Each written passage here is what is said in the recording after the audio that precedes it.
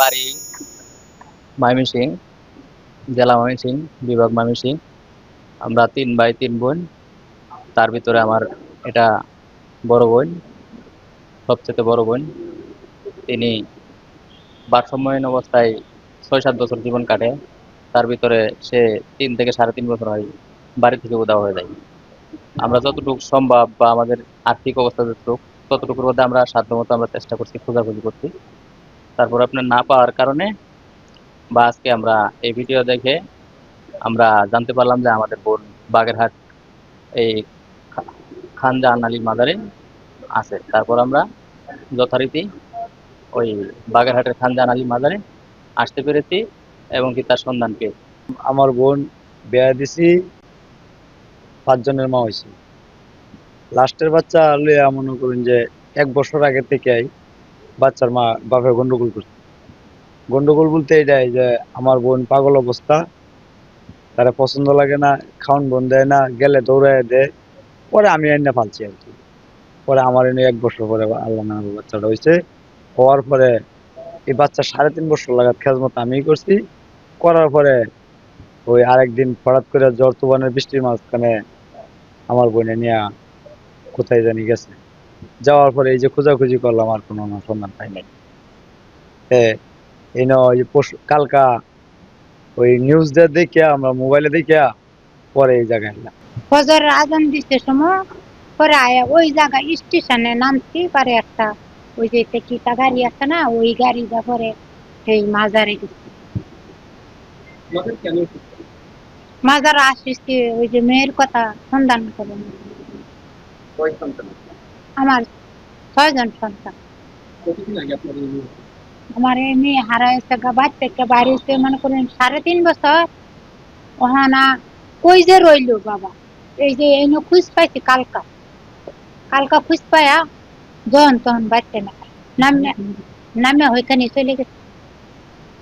পরে নামে ওইখানে চলে গেছি, পরে একটা গাড়ি মনে করুন যে 300 টাকা লইয়া চলে গেছি। হেনে চলে গেলে পরে গেহারা এক রুডের কানি দেয়া খারে রয়েছে।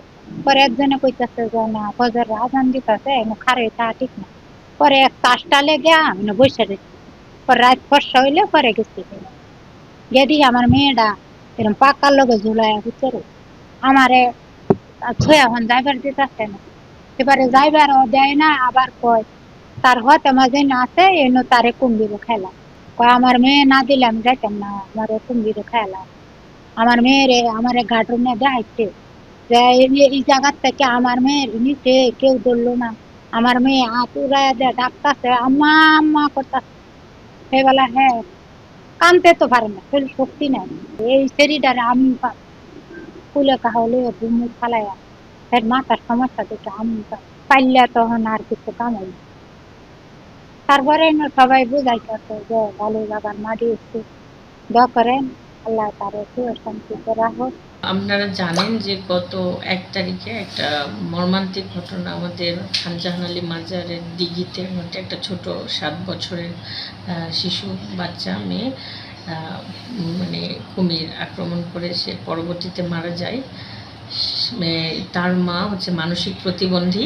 এই মানসিক প্রতিবন্ধী মহিলা অনেক দিন থেকেই আমাদের মাজারের এখানে ছিল, লোকমুখে জানতে পারি আমরা।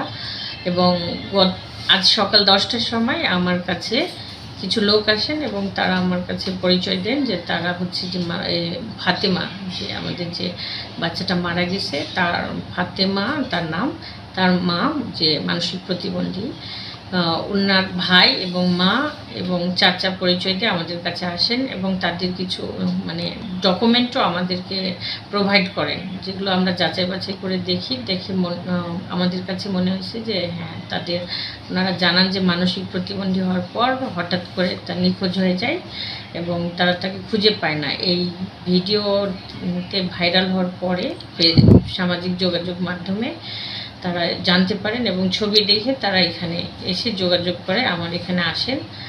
আমি তাদের সমস্ত যে পেপারসগুলো তারা নিয়ে আসছেন তাদের সাথে আমরা সরাসরি কথা বলি এবং পেপারসগুলো যাচাই বাছাই করে আমার সাথে আরও উপস্থিত ছিলেন আমার জেলা প্রবেশন কর্মকর্তা বাগেরহাট এবং আমাদের অফিসার ইনচার্জের প্রতিনিধি মহোদয়, মহিলা বিষয়ক কর্মকর্তার প্রতিনিধি মহোদয় এবং সাংবাদিক বৃন্দ আপনারা সবাই ছিলেন। তাদের উপস্থিতিতে আমরা যাচাই বাছাই করে জিজ্ঞাসাবাদের মাধ্যমে তাদের যে তথ্য আমরা ক্রস চেক করে আমার কাছে মনে হয়েছে যে তাদের কাছে তাদের বোন এবং মা এবং তাদের কাছে আমরা তাকে মানে তুলে দিতে পারি। সেই প্রেক্ষিতে আমরা তাদের ভাইয়ের জিম্মায় আমরা তাদেরকে তুলে দিই ফাতেমার মাকে।